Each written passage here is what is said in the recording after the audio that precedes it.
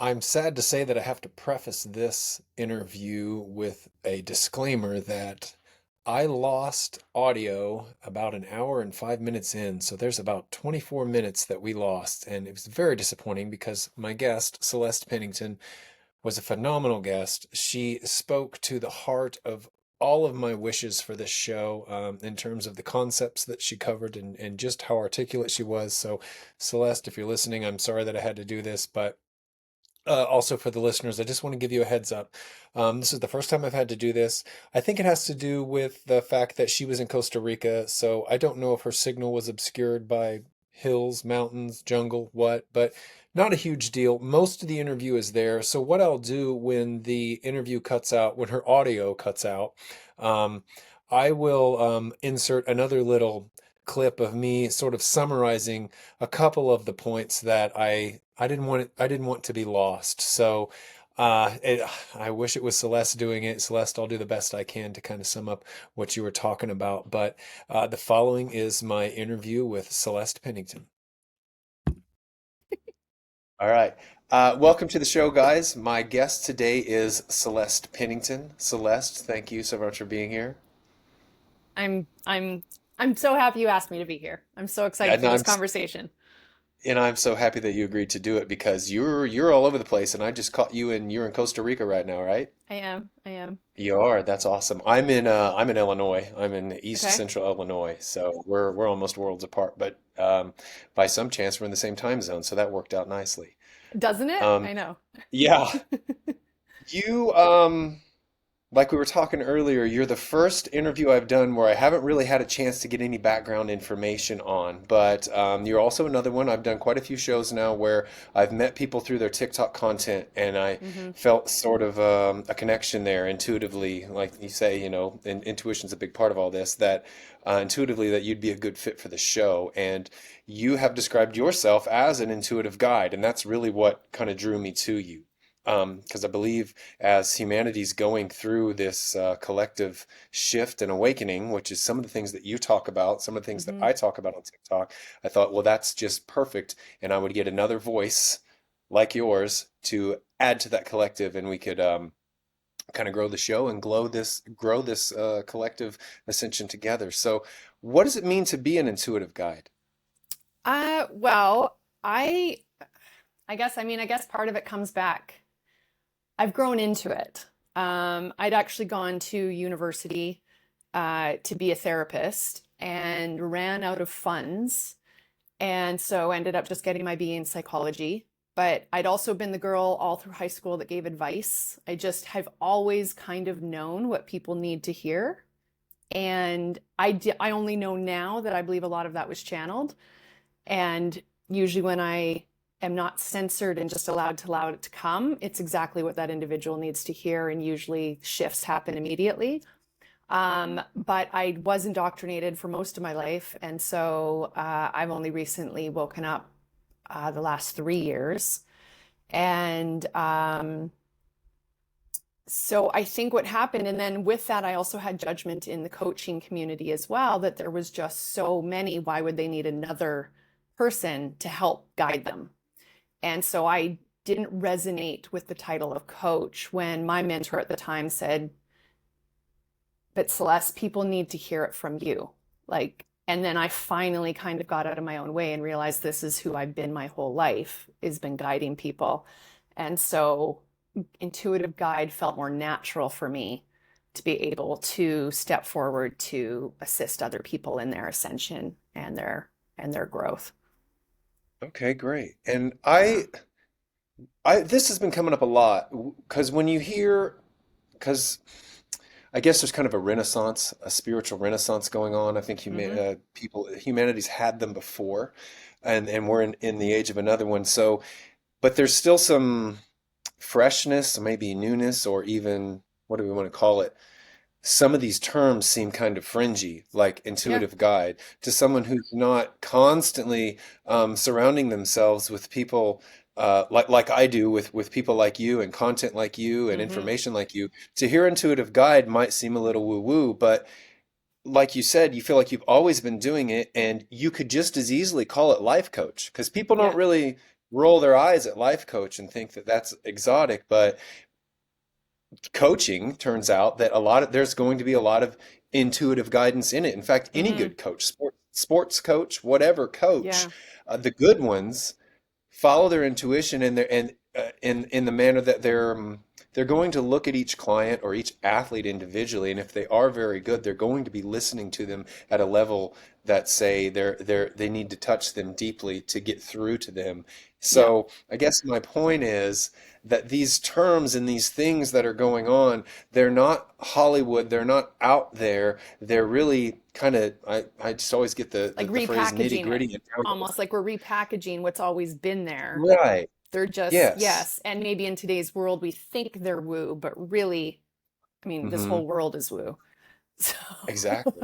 That's what I want to help once you get rid get of is the it, whole woo, you know?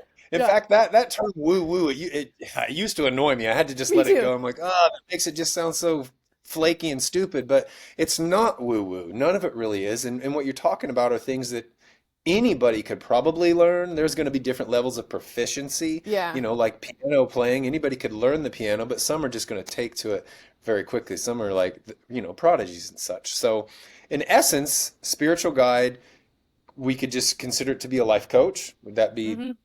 Fair kind of the enough. same thing? Totally. Okay. Yeah. Also, you said it was about 3 years ago that you had gone through your personal awakening. Yeah. What does that mean to you? Awakens to what? Ugh, What kind of, right? yeah. Well, because that's the thing. I mean, I've been on this healing journey since my early 20s. So I grew up very normal, had a very normal upbringing up until my parents' divorce, which was not amicable and basically blew up my world. I kind of lost both parents in their decision.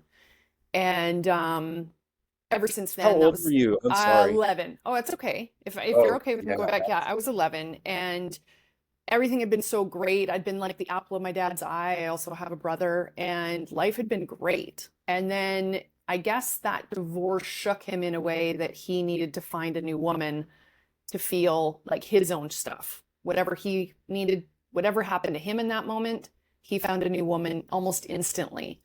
And in that decision, I was no longer. And so I then had to tell myself a story to try and be loved again, to try and be seen again, to try and be accepted. And that was my start of being a people pleaser. And so I lost my dad, and then my mom always blamed herself. So she went into guilt mode and she kind of disappeared. So both of them kind of just weren't around. So my friends turned into my family, and high school ended up being an absolute blast. I had so much fun. I had a really positive experience. And then I went to university because that's what you're told you're supposed to do. I mean, I'm still listening to my dad. You're really go get the pension, go get your job, go get the pension, make sure you go to university, buy the house, do all the things. And so I did, which was in Vancouver. I went to SFU. My programming at the time, too, I thought everyone would move away from our small town and go to university. I was very shocked later on to realize not many people left. I was like, oh, I thought we were all going. I thought that that was the thing. Yeah. And so then I got to Vancouver. It turned out to be much more expensive than I had anticipated, and being able to complete what I'd started just wasn't in the cards. So I had to stop at my BA, get a job. I worked in East Vancouver with at-risk youth. I was an extremely optimistic, happy person.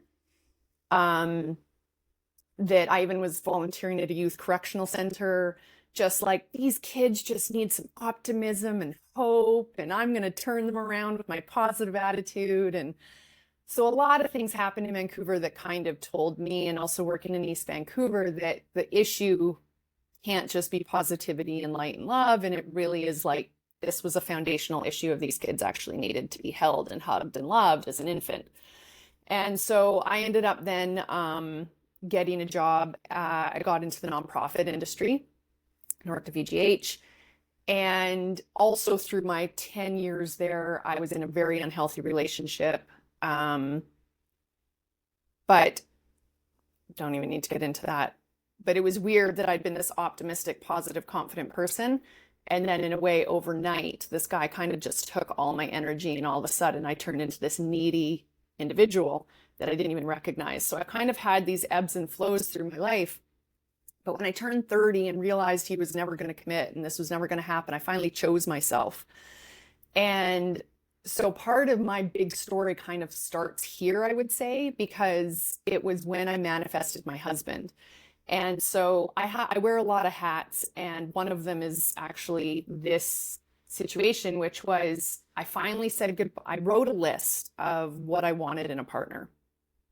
And that very list was actually what had me have the strength to leave my dead-end relationship of 9 years, because I realized he was none of these things. And it was just common sense things like having patience, being kind, like just very normal things you would hope for in a person. And I looked over at him, I remember going, oh shit, he's none of these things.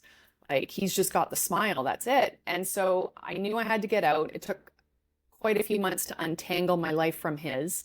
It didn't go very well. But a year later, my husband showed up.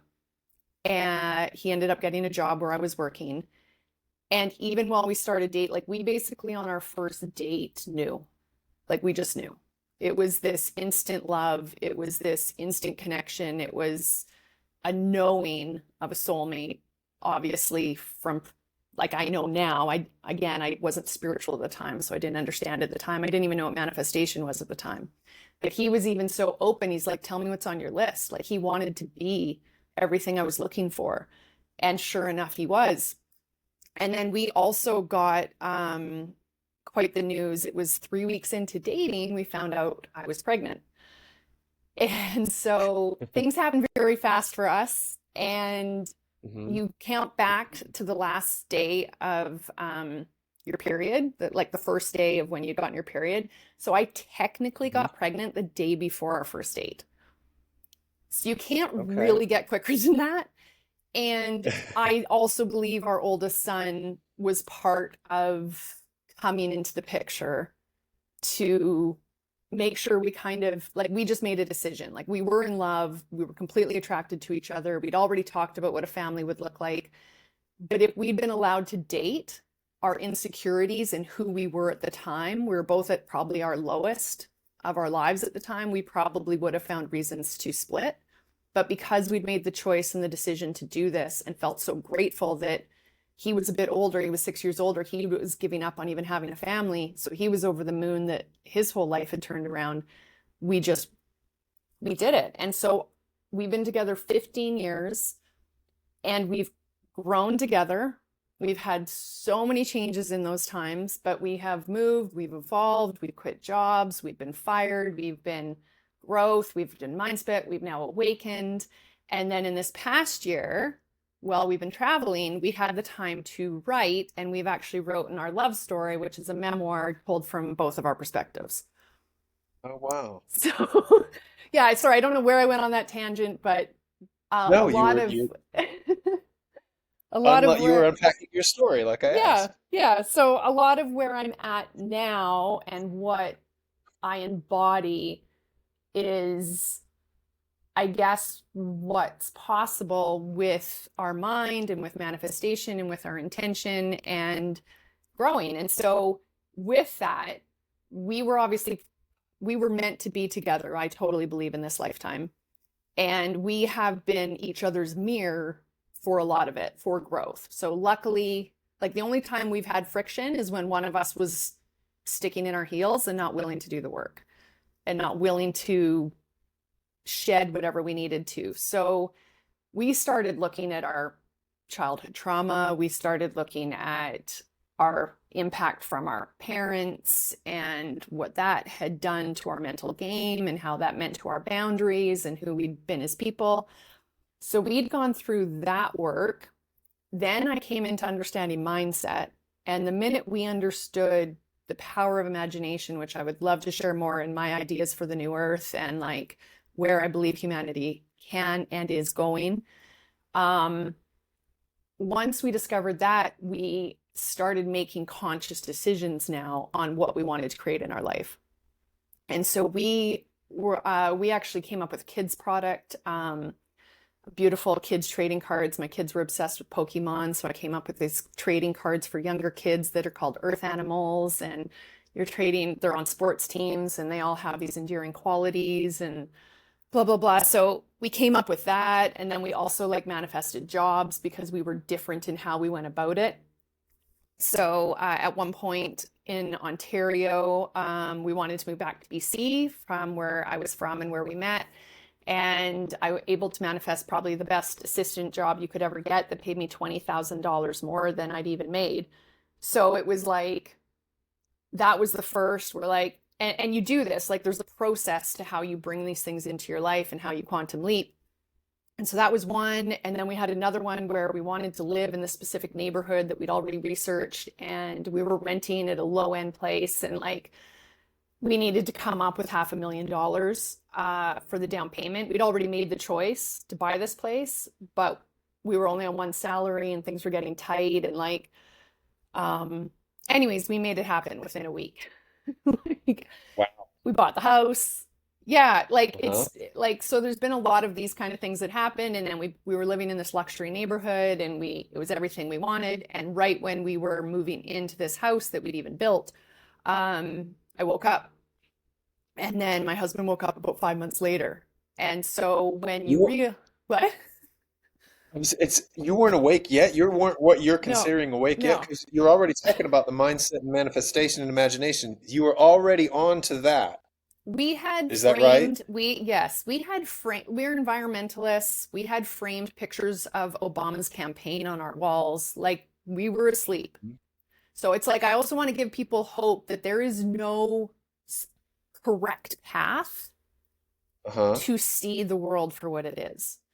And when I love talking about how we all ascend and raise our consciousness, and it's like, there's also no right way. Like I know very many people in the spiritual community the shadows. They have not looked at the boundaries. They have not looked at their childhood. And you know what I mean? So I don't, again, kind of back to what you started with about labels, is I think we have to be so careful about labels because there's no right way. And the way sometimes I think we see someone awake or spiritual or whatever is Yeah. not how we've been led to think they look, like the woo woo. I Right. feel like the identity of being awake is we're vast and we're all different. And many I think are still sitting in their homes feeding this information, feeling completely alone. And I really hope that people can listen to a podcast like yours and understand that they are not, and that they are so much more powerful, that they realize, and that they don't have to be victims of the circumstances of the world that we watch, but that we now have to start creating the world that we want to see. Yeah. And that's what I'm wanting to do too, and that's why I have people as much as possible kind of tell their story in the context of the process of awakening, what it looked like for them. So I was thinking you were describing these manifestations happening in your life as though you were directly intending them. But Yeah, then we you just were. said, oh, it was shortly after this. Okay, so you were We were. already practicing Yeah. guiding this law of manifestation and attraction, but then Yes. you said you got this new house and then you woke up. So are Well, you talking about yeah, reaching another level or I something? would say so. Yeah, I would say so. I Okay. think fully waking What up. changed there? Well, we got one shot each. And that, and I had an adverse reaction. And that was the start for me to finally listening to, I'm sorry, you cut out oh, slightly. Did you sorry, mean one sorry. shot, one immunization shot? Are we talking, Yes, did you say yes. something about COVID? Yeah, yeah. Okay, so So we one COVID had, yeah, we vaccine had one each. each. And the day that we had it, I mean, I knew in my gut I felt sick. I felt sick. I remember the fact that, they're going hang around the store for 10 minutes so you don't drop dead. I'm like, that seems like a red flag. Like Yeah. that. Hmm. And then that night, we never watched the news, but because we were so out of it from it, we turned on the news and this doctor was on the national and he was talking about don't take the one I'd just taken. We've got the new ones in. And I was just like, one, that was a message for me. Like that was the start. So that was the message that I knew was divinely led for me to hear. Because how can you keep moving the goalposts? And then the goalposts just kept moving because mine was in May, and that was when all the goalposts kept moving very quickly. And mixing and matching. And then I got sick, even though I didn't understand it at the time, what the problems with my body were. Like I had vertigo for a full month Oh, wow. and also bled like I thought I was losing my insides for about 10 days. Like really the most intense bleeding I'd ever had. Oh, And so I started then listening to alternative videos and realizing that there was something else going on. And then when mandates came in, that was when I could not wrap my head around that you were willing for people to lose their livelihood and their jobs based on something experimental. I just couldn't wrap my head around it. And then that's when it happened. That was also when I was launching Earth Animals. And so it wasn't the right timing to get that business off the ground because I remember meeting with my team, just like, and what also happens, you start realizing that almost everything you've ever been told was a lie. And so you go through grief and and I guess that's what I mean on a new level of awakening. And before wasn't, because my reality, history, everything I'd ever been taught and told now no longer was real. And that was also when I came into the term ascension, because I needed to understand how I got out of this. Like where do I go from here? And I remember coming across somebody that said that if you can get to 4D plus, they can't touch you because the density of the matrix and the current system can't get higher than 4D. And I was like, well, then that's my mission. That's what I'm doing. And then my husband woke up a couple months later. I remember seeing him holding on to like the island in the kitchen for 3 days straight, like just not moving, like just in shock, mhm. couldn't move, same thing. And then that was when we're like, well, this home doesn't matter. This location doesn't matter. This dream doesn't matter. Everything we've been working towards, what's the point if it's not to have sovereignty Right. and freedom? And we didn't feel free, and we had worries about choices we were going to now make with our kids. And so that's when we just said, well, where do we go? And what does that look like? And so we just started making the choices to just knowing we had to leave our country and then just looking for a country that hopefully wasn't playing ball as much as ours was. So And you left at that point. You left during the COVID craze. no, What year? it had opened up. The country had opened up by the time we left. We'd started talking about it. My husband was ready to eject, but we've always been told don't make a decision from a place of fear and make sure you're in a place Yeah. of calm. And we both had really good paying jobs. We bought the dream house, like we had the life. So if we were going to do this, we also had 2 dogs. I couldn't wrap my head around doing it with 2 dogs as well. And then finally, after a year that he'd been ready, I said, okay, I'm ready. And that was the beginning of 2023, January. We went on a cleanse and I just said, okay, I'm ready to do this. So we put our house up on the market. We sold everything that we owned. Left the end of August 2023, and we've been nomads ever since. We're looking for And you roots. went We're looking for roots. you went to Mexico from there? Is that the first place We you did went? Costa Rica for 6 months. We wanted to find out what area we felt we liked the most. So we traveled to 11 different locations in 6 months. It was a lot. And then we had a home. Someone wanted us to look after their house, and we were like, sure. We wanted to check out Mexico too. So we went to a small town in Mexico and were there for 7 months and chilled there for a bit and got clarity that we're like, no, we'd rather be back in Costa Rica. And I think that's where we want to settle. And so then we've been back here since November. So we've been back here 4 months and looking to settle, make this a home base. So you're doing what so many people say they want to do. They just say it flippantly because they're frustrated. So, and I want to talk about that, but you said so many things that I didn't want to interrupt you. But let's go back where, and I'm glad that you did. Excuse me. I'm gonna hit my mic here and clear my. I can hit on that though. I can hit on, as you said, so many people want to. And I want the message to be clear. I feel like we have had the strength to do what we've done because we understand how this all works. I really think And that then, that's where your power comes from, is when you understand you are the creators of your reality, that you really can manifest it that you want, that the universe really does have your back, that you are protected at all times and your higher self is constantly guiding you. And when you can get to that state, trust me, it has not been easy. There has been times we have questioned ourselves like crazy, but we always come back to how we understand how this all works. And you can Course. find trust in that to just know you're going to be okay and that it's all Thank going to you work for out. saying that. You just got to the heart of what I want the show to be teaching every episode, everything you just said, that there is a law in the universe, or call it a law, call it, there's a mechanism that when you learn how to pull the Mm-hmm. levers the right way, you can make work for you. And I've proven it to myself. I Mm-hmm. haven't moved across the world yet. We've fantasized about it.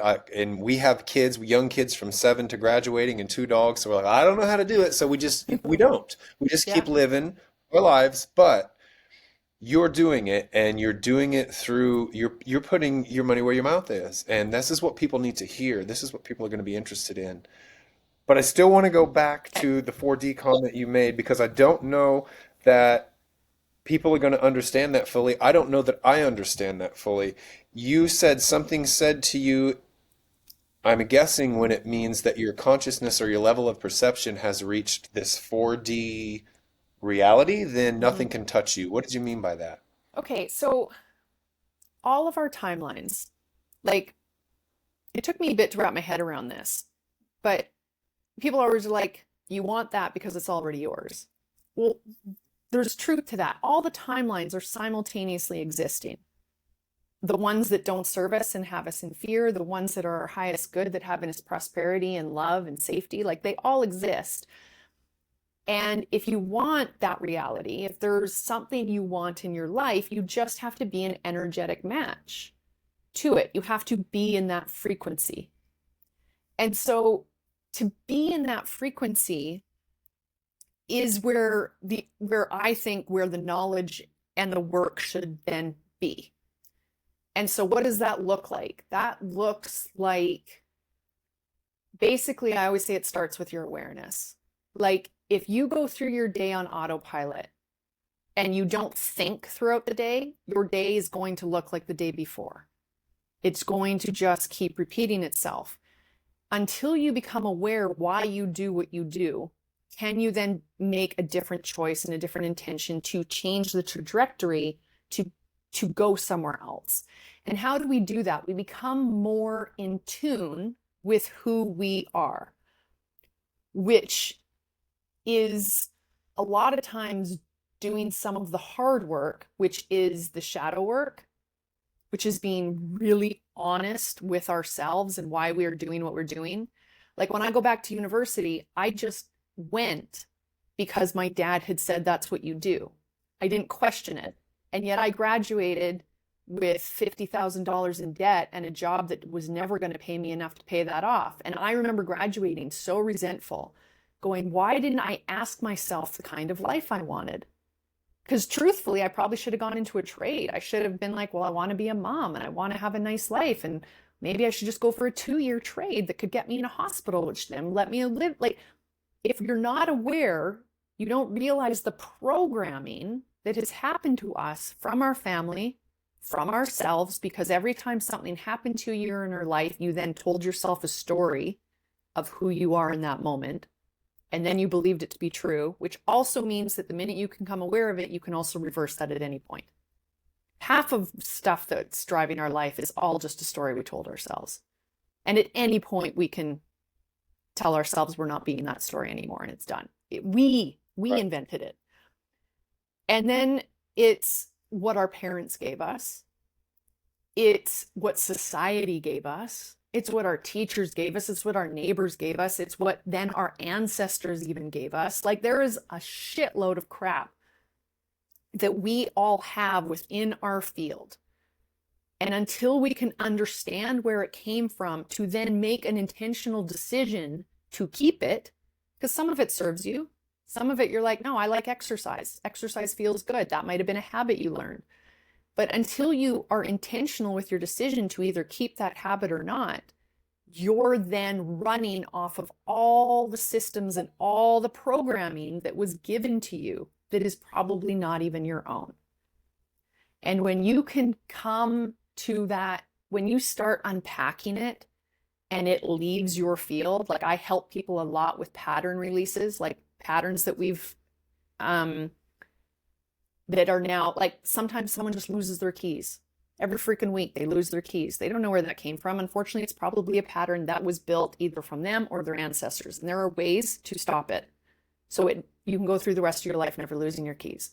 Like it's all of this stuff. So anyways, awareness, and then you can finally start being who you are, which is also being who you are not. And it's like the shedding and then also stepping in, because also when you step into who you really want to be, you get imposter syndrome and you get fear and who do I think I am? And why would anyone think I should do this? Why? And that was me. Why should I get to be a coach? Why do I get to do that? And questioning that. And you probably had that even starting your podcast. Why me? There's a whole bunch out there. There's a whole bunch out there. And so there's these stories that we tell ourselves because of the programming of the system that is intentional to keep us in a low vibration. It is 100% intentional. I never know the word to call them, they, controllers, whatever it is. I don't like any of the terms, but they know this.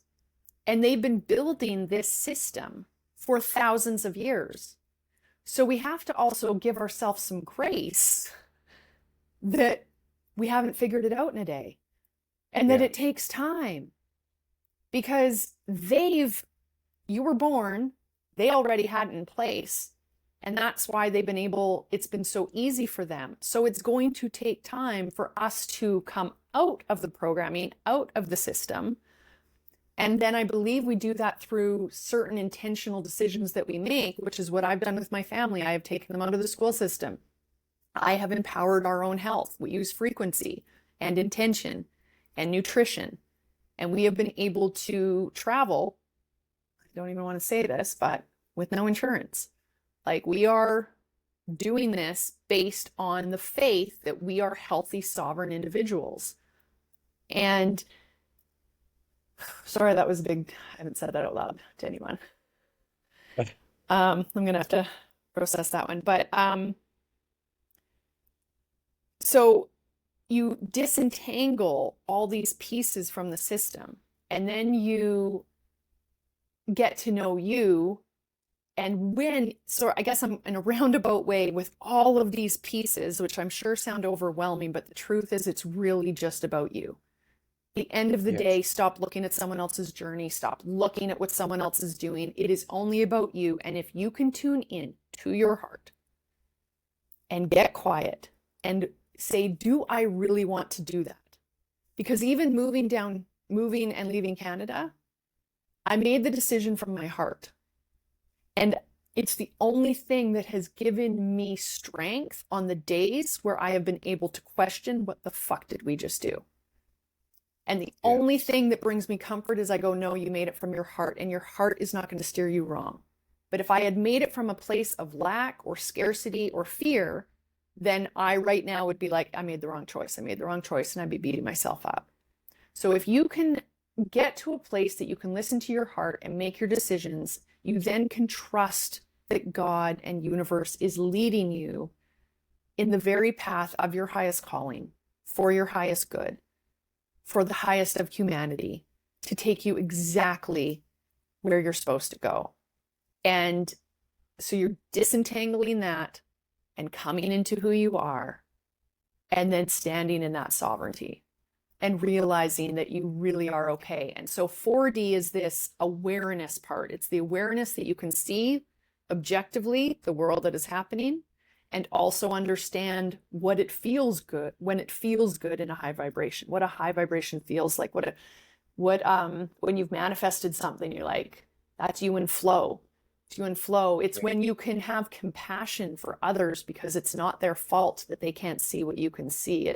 So that's 4D. And then I describe 5D as more like this heaven on earth state, where you really are in a place of trust and unity and compassion and love and synchronicities. And I feel I've been able to feel it a few times, and it's been astonishing when you can feel this bliss state.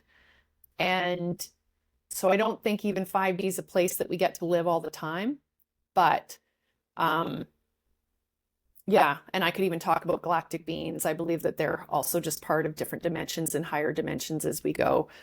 And but for this purpose, I think on this earth and coming down at this incarnation, that it's about understanding that frequency and that you can get to a place where you can be untouched.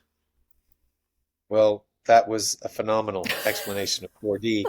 And you're making me realize things about myself. It's that yes, I'm mostly, if that's what 4D is, that's where I seem to be residing most of the time. I was going to ask you that too. How much do you teeter? But also, I kind of wanted to go back to when you talked about the awakening and how it was related to COVID. I had made some TikTok content based on a memory I had about this military insider's description of Project Looking Glass. Have you ever heard anything Mm-hmm. about that? Yep. Okay, and as they're It gives me using hope. this, I'm like, it's already yes, done, motherfuckers. yes. And and if anybody's listening and you're interested in Project Looking Glass, just you'll have to dig into it Yep. yourself because it would take forever. But it's related to your story in the sense that as they were using this, they were able to look into what I'll say is the future. They were looking Hmm. into multiple timelines and multiple probabilities. And once they reached, at least to his description, the date of 2012, where the timelines of 2012 converged, they could no longer see an outcome aside from one thing that no matter what they did, they could not stop this certain event from happening. And he said what it was the awakening of humanity. No matter what they tried to do, it would Hmm. have the opposite effect. And so to Hmm. me, COVID was an example of that. Of the Like opposite when they're effect. right, for use Yeah. for sure. It just woke you up. It didn't disempower or They pull the push wool too over your hard. eyes. It actually woke you up. Yes. The same thing with the TikTok ban. That's what I was relating it to, where they were Mm. trying to suppress people communicating and suppress information. Well, people said, screw you. We're going over to Red Note, the Chinese app.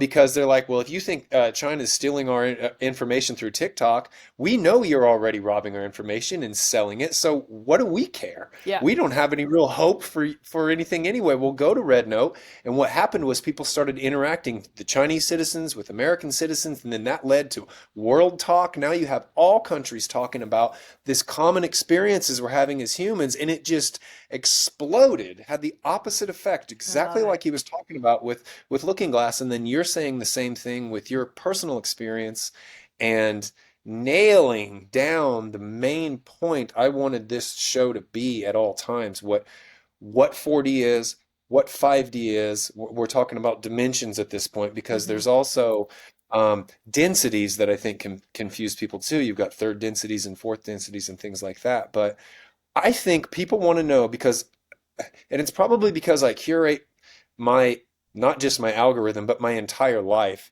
Our lives are echo chambers, we Yeah. curate our lives to give us. So my life's been curated to the point that I feel like, well, everybody's awake to this stuff now, Yeah. it just feels like, and it may or may not be accurate, but I truly believe so many people are like, yeah, like you said, everything feels like a lie. Everything I've been taught's a lie, down to, the food we've been eating is poison. I can't trust that the air is not poison, and therefore, since they're dumping chemtrails in the air and it's landing on the soil's probably toxic. And Yeah. so you're like, I have nowhere to turn. Everything I've ever been told, all the institutions are ass backwards. I'm in America. Education system's not teaching us anything of any real substance. It's basically a daycare. The healthcare system is only perpetuating sickness for Yep. profit.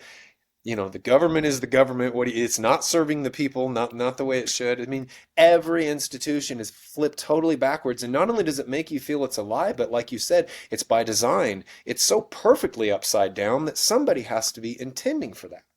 And I just feel there's so many people ready to hear your message now. They probably have already heard it one way or another, but to hear it from you specifically, like your mentor said, especially since you do it so well, you're so articulate with it. But Thank you. so thank you for hitting on that. And where do we go from here? Let's go with Well, this. You do you teeter at least with the 4D living? Because um, like you said, you're putting your money where your mouth is. You're doing it. I totally teeter. Like, Hmm. I would say there's a different frequency at this land. So the land itself here Costa Rica. feels different. Yes, it Okay. just does. And I would say it's also, it's not perfect here though. A lot of people are like, oh, the dream, the dream. It's not perfect here. Like, and, but it's also the things that frustrate you here are the very reason why we are here. Because if shit goes down, it won't get implemented here. Uh-huh. So that is what brings us comfort. Did I think living in a developing country would be, I thought it'd probably be a bit easier. It's not. We're almost homesteaders. Our time is spent making nutritious food. Luckily, we have, there's even a place down the road that has already sourced organic oats and rice and and anything you could need. And so we're very fortunate that the food going into our bodies right now are very nutritious. But even then, you still get people going, they're not organic eggs. Those pineapples are still grown. Like you can't, it's still a global problem that we have with the food systems, but we're doing our best. And our kids apparently both decided to get hit puberty. So they've grown almost a foot in a year. Oh, Like it's nuts. But I think it's also because of the quality, and my husband's always actually like he'll bake food because he doesn't want to buy baked goods. Like he wants the least amount of sugar in them. He's the cook, he's the baker, and I'm so in awe of how much he serves our body with the best to go in it. My contribution is more mind and spirit. Um, so anyways, I was talking about, so Costa Rica has a vibe on its own, and it's a beautiful vibe. And yes, do I wish I could order from Amazon sometimes? Yes. Like right now we have ran out of deodorant, we have ran out of toothpaste. We don't want to buy the stuff at the supermarket. We're trying to figure out, like, we're making our own face stuff. Like we're trying, there's convenient, we miss convenience. But with yes. convenience is also a different energy. And so you're so much more present in this way of life. It's just, you're present almost all the time. We wake up and we're meditating and we listen to the birds and we slowly have a coffee. And then our day is taking the dogs out. And then my husband goes to the gym. I do yoga. Kids are doing schooling. I am living the life of flow. And I'm very grateful for that. We also have another quantum leap that we have in the books right now that hasn't transpired yet. So we are having to really sink into trust that this is where we're supposed to be. But trust me, there's been days where we've been like, are we supposed to just go back home? Like maybe we didn't do this and maybe we're supposed to go back home. But we know this material so much and how this is a simulation of our own creation. We're like, no, this is where we want to be. And we've had enough proof in our past to know that it will manifest. It's just a matter of divine timing right now. And we're just putting our hands up to that. But so Costa Rica has an energy to it that keeps us pretty well all the time in a 4D state. And then there's moments where I have been on the beach. Also, you want to talk about overpopulation? It doesn't exist. I'm like, I want everybody to know that there are beaches here where nobody is on them. You're the only person on the most beautiful beach you have ever seen. And it's just you. They're everywhere. And that's just this country, let alone Nicaragua and Panama and all the, like, this world has got space for more than enough of everybody. And if there is a place that is calling you, it wants you too. And so I have been on the beach. I had a moment 2 weeks ago where I went into the river that we walked to. And it was a beautiful day and no one else was there. And it was just me. And I submerged myself to my neck. And all of a sudden these fish came and started like biting just kind of biting my arms and my Yeah. legs. And then there was butterflies around my head and there was tadpoles on my feet. And I was giggling and the fish just kept coming closer even as I moved. They didn't scatter, they came closer. And it was like, I could tell I was in this frequency of like I felt like Snow White, like I was in the frequency of the water and the animals and I wasn't separate. And so it's like, there's these moments of this that happen that feel magical. And so those are kind of these bliss moments that remind me of a 5D state, but also 5D is also just being in a place of love and when you're not in judgment. And I don't think you have to also physically move from your country. That has become clear to me. from this move as well. And I want everybody to know that I don't think you have to move to another country. I think that you can set up your own frequency within your home and within your space that the world needs, because I also believe with this awakening, we know what light workers are, right? Light workers are just the people that are doing this work, that are standing in their power, that are being their light, and we are purposefully spread amongst the globe.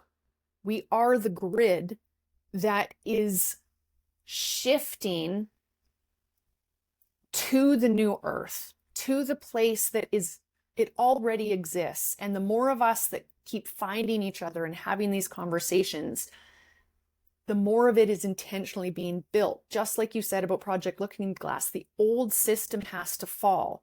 So I would say it's more important on everybody in the times where you get bombarded with information, whether it's on social media or the news or your family that's still asleep or wherever you get it, and it's a fear-based scenario.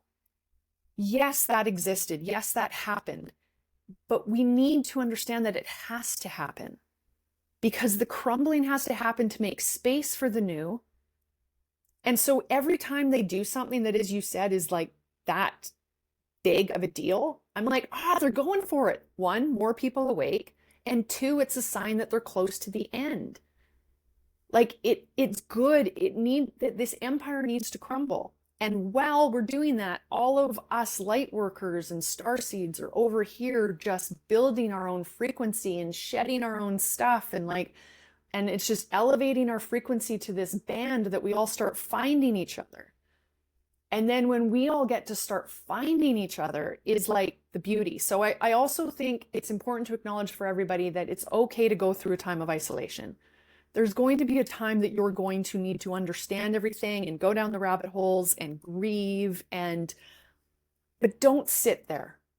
Please don't sit there, because that means they also have you. They still have you. And so at one point I used to get upset with the people that would still share a lot of this stuff thinking it was fear-based, but they have their purpose too. They're also they're part of also waking people up. So I don't want to be there and think that that doesn't also have its value. It does, but it's up to you as the individual how much you let it land and put you into a fear-based frequency and believe it, or you're able to objectively see it, take it for what it is, and put yourself into a place that is empowered and teach yourself how this universe works. You are the creator of your own reality. Hands down, I know this to be true. This is the fact. This is the world. God came and created Earth. He made this creation. We are all sparks of light that is Him. We are all creation too. So it's the world we see in its physical form, but it is also us. And if we can just understand we are part of the creation and that we are part of building the earth, like, how would you really want this earth to be? What would that look like? If you can sit in moments of stillness with your imagination, which is the most powerful thing on the planet, is your imagination. Because again, go back to the airplane, phones, all of it. If someone told you that 30 years ago, you would have said bullshit, not possible, right? Like logic would get in the way. So suspend your logic and go into your imagination. And like, I 100% see a world that is ran with love, with peace, with hope, with connection and collaboration. And because the people that reside in this new earth, which is a 5D frequency, have gone through shedding all their layers. So when they show up here, you can only be there being your authentic self. It's the only way to be, is who you are. And guess what? Everyone else there doesn't have their egos in the way either, or their own shit in the way, and they only want to see you exactly how you are, because that's when you shine with love. And so when you stand in your authenticity, I see this world where judgment has just disappeared, and it's like the contribution we bring to the world. It's not all just mystical healers though that live here. This is someone that goes, you know what I love to do? I love crocheting tea cozies.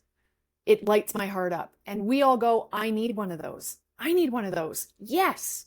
And so mental health disappears because everyone is doing what fills their cup and what fills their heart. And so when we all contribute to an earth where we are who we are always meant to be, we don't lash out. We're not in fear. We're not judging one another. We're accepting everybody for the gifts that they're bringing to the table. And then, and so I see that place. And then, like, I also know it's happening now, though. So, with that being said, so that's your imagination.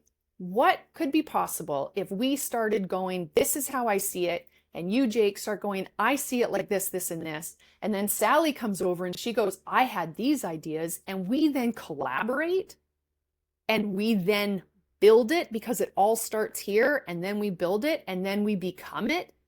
That's happening. I'm seeing that. And so the new earth is here. And it just takes us now finding each other to get more intentional with it and think about, we do have a bit to go because, again, what we're watching crumble took thousands of years. It's going to take some time for us to all find each other, for us to get intentional. But everything that lives in your mind can come into physical form and we can all do it together. And I truly believe that, I don't know, that's my purpose here on earth, is to just collaborate and find everybody and bring it together and create the world that they know is on its way, that they're all freaking out and screaming about while it crumbles, because they know that we've already won. It's Yeah, now. I heard exactly that too. It might have been the same guy, but he was likening it to two master chess players. Maybe you've even heard this, playing chess, and there's a certain point in chess where both players know the game's over. The person who's losing knows they've lost. The winner knows they've won. All you can really do is avoid, and there's no avoiding. But what he was warning was the one thing left for the loser to do is take and flip the game board. Yeah. And has that happened yet? I mean, it made me visualize a big event that's coming, or maybe it's this slow drip of things. And someone else said that too. They're like, I didn't realize that Armageddon was going to be so slow and dreary. It's like, just get it over with, do something Totally. instead of just hitting us with these things. But yeah, I go back to that a lot. It's like it's done. It has been done. I think Jesus said that, and I go back to that too. Like it's finished or whatever when he was on the cross, and I just like that's what it feels like. It is finished. We just haven't seen it yet. We haven't seen the end, I guess. But yeah, what you're saying. I think so many people are ready to hear, and well, also, and when you describe your life, there's so many similarities between yours and mine, and like when my wife hears this interview, she's going to then be adamant we're definitely doing this thing. She's been talking about leaving forever, Yeah. but I've always warned you, no matter where we go, there you are. Are you really ready? Would you advise someone, and it doesn't have to be leave the country, like say they wanted to leave a career, it's a good career and they're comfortable, which is a very dangerous place to be. You're Yep. comfortable, you're miserable, but you're comfortable. You were Would there. you advise someone who's like, okay, I want to work on trusting, but I feel like I have to throw myself in a space where I have to trust? Or will that be like, well, what it did was freak you out, and now you're constantly broadcasting and emoting a state of fear, and you're going Yeah. to then draw more fear. A lot of people, I think, they feel stuck. They're like, I don't know what to do. I don't know how to, because like you said, the programming, it's not just there at birth, it's generations back. Yeah. So what would you say to a person who's in that position? I think if you know in your heart what you're doing every day is not what you want to be doing, which most people feel that way, Yeah.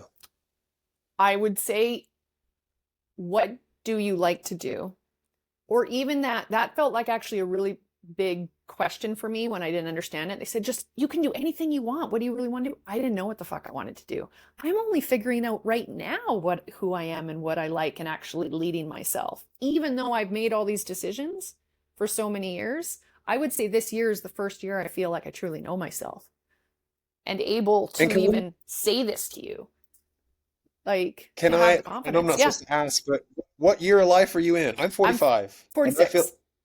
okay. I feel like Yeah, I'm just getting started myself. yeah, yeah, And I've read books about that in terms of periods where a human being goes through certain things or whatever. But I don't mean yeah. to digress away from what Oh, you were whatever. saying. So we were talking about people taking the Yeah. leap. So I think the most important thing you can do is to try something else. At like, While you're in the old, yeah, like not even like a side hustle. It can be like, I don't like that term either, but try yeah, something because that's how we had the leverage to be able to leave. So 10, 8 years, 7 years ago, we were at a Tony Robbins event, and my husband came across a man named Phil Town who taught about stocks and investing. And all of a sudden, he's like, "Honey, I think I want to do that." I'm like, "Go sign up, babe. Go sign up." You won't always have the money to sign up for the courses, to sign up for the coach, to sign up for that person that you keep wanting to pay for to get them to help you. Pay it. The money will show up. Dave and I spent almost $25,000 on mentorship the year he'd lost his job. And yet, when we did our taxes the next year, we were fine. I don't know how it worked. Honestly, we still both don't, the math doesn't add up. Like it doesn't add up. But somehow we were fine. When I paid for yeah, my first mindset course, my husband wasn't on board, but I knew in my gut I had to, and that decision single-handedly changed the trajectory of us being able to say yes to opportunities and trying new things and everything that's come afterwards.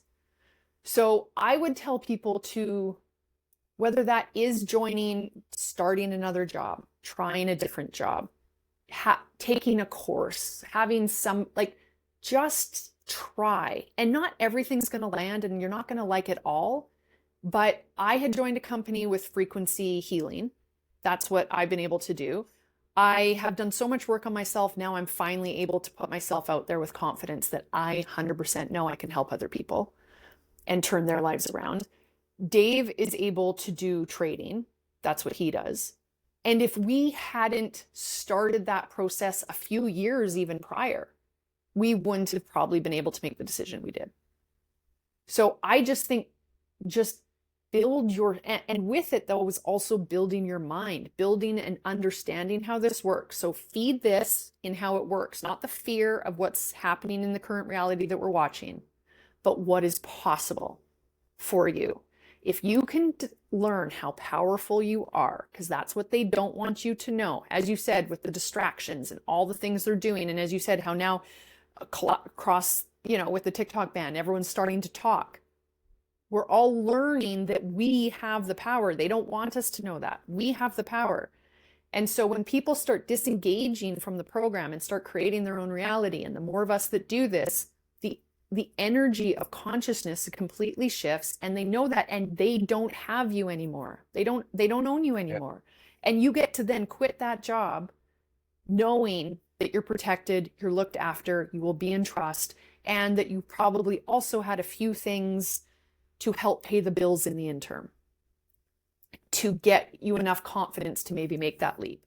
So I would just say try. Like, just I right now I've been really frustrated watching the world. It feels like everyone's just holding their breath, like waiting yeah, for this big event. And I too, I'm ready for a big event. I'm like, go for it. Like, not disclosure, because I think we're all aliens anyways. So I don't think it's that. But I feel like there's something that, like, could, another big thing. I think we do think there's going to be an economic collapse. I think that yeah, might be what's coming, and that will be the next thing. But whatever it is, that would be easier. But stop holding your breath, because the thing is where you and I have just said, where we feel like we're going, we can only go there if we're in movement. So we need everybody yeah, in some form of movement of self. That's all we need. And that energy will carry us where we're going. And they don't want you. They want you in fear, paralyzed, watching what they're doing. Look at me, look at me. So if yeah, you take that energy and focus on you and start saying yes to things, even though you're going to feel sick to your stomach doing it, and it's going to be the biggest leap you've ever done, ask yourself this question instead of what could go wrong, because what could go right? yeah. And I've been asking That myself that a lot lately. And just, but what if it all worked out? and that's a powerful question. And that's part of the program too, to because it's so easy to imagine that it won't work out, because it's always like, well, how can that work? How can that work? Because we're always asking how instead of focusing on the why. And I can attest to, I was a teacher for about 10 years. You know, you were talked about pensions earlier and security, but I was becoming miserable. Mm-hmm. I didn't believe in what I was teaching, and it wasn't just the curriculum, it Mm-hmm. was the way that we were having kids behave, conditioning them to such a way that I'm like, oh, you'd be really good in prison, or you'd be really good in a factory because you can walk down the halls sometimes with your hands behind your back. Is that one of the Wow. behavioral modifications? Stay quiet, wait till the bell rings, ask to go to the bathroom, just like they would in prison or in a factory. And I get, as a teacher, I don't want to think I'm knocking the administrators or the teachers too. I was in it. When you have that many kids, I mean, you're going to have some semblance of control, and you've got pressure Mm-hmm. from above and from the government, Mm-hmm. you know, because of it's funded by the government, you're influenced by that too. But it was still, I was coming home, and my own kids were only seeing a miserable, angry version of me, and like, well, that's not me. How did I get here? And this is Yeah. just not what I thought it was going to be. Yeah. I got into it because I loved kids, but that wasn't enough. So one summer, I helped my brother who was a painter. He just paint residential house painter, and I was asking him questions. You know, basically, you know, how'd you get into this? How's it working for you? And he Mm-hmm. was telling me this and that. And I just in July in the summer, I'd called my administrator and said, I'm done. I'm not just leaving the school. I'm leaving education altogether. But I leapt, and not only was there a net there, it flourished immediately. And I live Mm-hmm. in a very small town. It's not like there was a bunch of people. There are two villages that I live between. I live in the cornfields of Illinois. I've got a 1,300 population village and a 1,200 population village, and I rarely leave the county to find work. And I So have the so universe much work. wanted you to know you did well. Yes, yes. Good And job. and and my point to people who may be listening is it's actually made life more fun and interesting to have to lean on faith. I was not a praying person. I always had a problem with the word God. Me I too. definitely had a problem with the Me too. pronoun he. I'm like, don't tell me Totally. God's a, and when you say he, that makes, you know, it's powerful. Mm-hmm. You imagine the Sistine Chapel and the Yep. gray-bearded man, essentially Santa Claus, the Yep. gray-bearded man above you who's going to give you rewards for doing good, and you're going to, you know, get punished for doing bad. But I prayed, and I was praying to God, even though, you know, just because Mm-hmm. I'm keeping it simple, I'm praying it. And what came to me was not an asking, it was a spontaneous mantra almost that I had no plan of saying.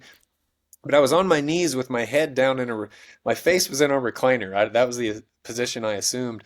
And I just started repeating, with you I can do this, with you I can thrive. With you I can do this, with you I can Mm. thrive. I didn't care what I was talking to, it didn't matter. And like I said, I didn't even choose the prayer. It was like my team was guiding me, because that was the spell I needed to cast to drum up the feeling that I needed.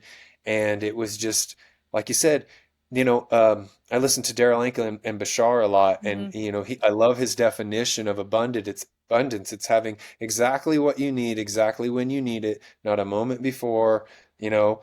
And it's been more than that, though. It's not like, well, I have no money and I got a bill due. I've actually had a cushion. I've never made so much money. I'm not Mm-hmm. rich, but like you said, I don't have any security either.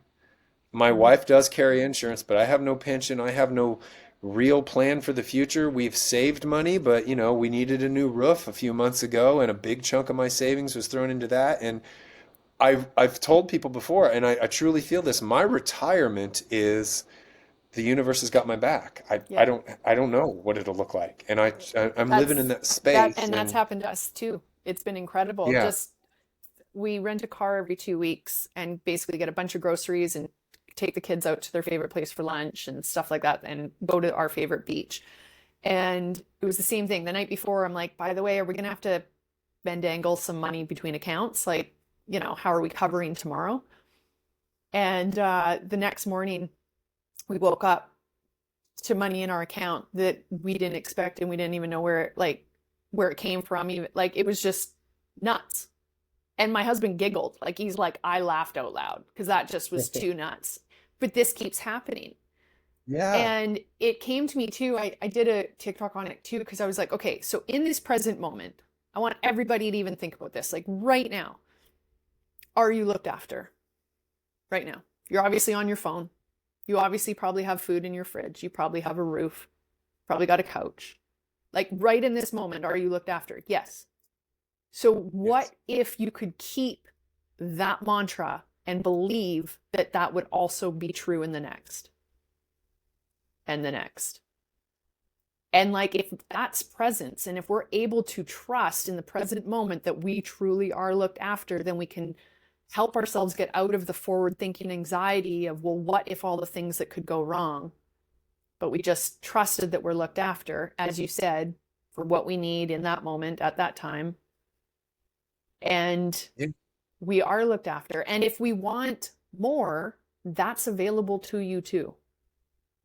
It's available to everybody. Nobody, you can ask for a penny, you can ask for a million. The universe doesn't care what it is. The only person that puts the meaning behind it is yourself, or puts the limit on it, thinking it's a big deal. It's all just Yeah. energy. And I'm with you And when it it's, comes to God as well. My whole life I'd had quite the opinion on stop talking about him. I didn't like religion. I was definitely proclaimed atheist. And now I'm like, I think we all are. I think yeah. I think again, religion keeps people out of themselves and not understanding their power because it puts God again as an external thing. Yeah. And that's the only thing. So my mom is a born again Christian. So we have this conversation a lot where we're saying practically the same thing in a way, prayer, which is stating your intention, right? Like it's the same thing. I'm looked after. God, come help me. So people can say universe, they can say God. It is the same, but the most important difference that I try and tell her is that it's not someone out of you to rescue you. The power. And it was at that point that I lost her. I won't be able to sum up everything, of course, that we lost, but I will do a couple of the things and try to sum those up.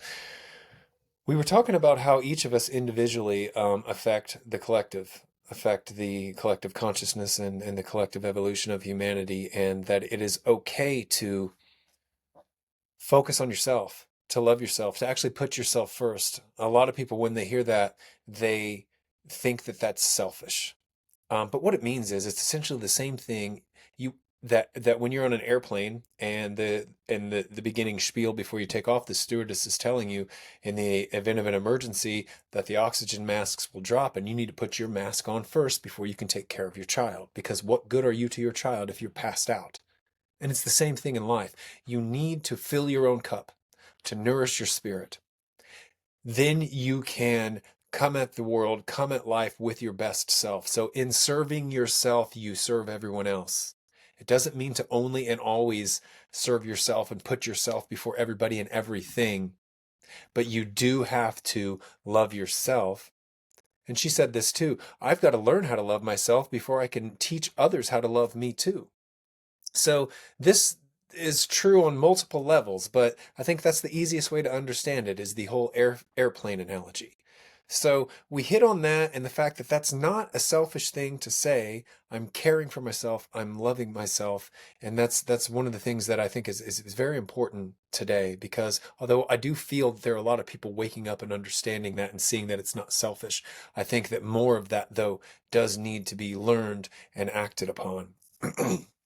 And then I think the final thing that I'll try to sum up here was I'd asked her if there's one thing, one more message you could leave the guests with, basically, what would it be? And I don't know if she heard the trailer to the show. I highly doubt that this is where it was coming from anyway, but she said if I could tell you all one thing, it would be that you chose to be here, which I put that message in the trailer of the show. I also think that's one of the most empowering things that a person, that a soul can realize is that we chose this life. We chose to incarnate physically. We chose our families. I don't know to what degree we chose every detail of our lives, but we chose to be here. And when you truly awake to that, you realize you're responsible for your life. And life stops being something that happens to you and it starts becoming something that happens for you. And yeah, we didn't create the mess that we seem to be in with the world at large, or maybe our own, with the world at large anyway, but one way or another, we're responsible for changing it. And doing things like what you heard in the interview are steps towards that. And you don't have to try to change the entire world, just you. You need to first change yourself. The steps for changing something beyond yourself will unfold as you start to learn to care for and love for yourself and serve yourself and your own highest good. So that was essentially what she left us with in the show, and that's the overall message of the show. At least that's what I hope that it would be. So, um, I will probably have her back on. That's one another thing you missed. We kind of talked about having her back on. There was so much more that could have been said anyway, but yeah, I hope you enjoyed this interview. I loved this interview. Again, Celeste, if you're listening, thank you again for doing it, and I will see you guys on the next show.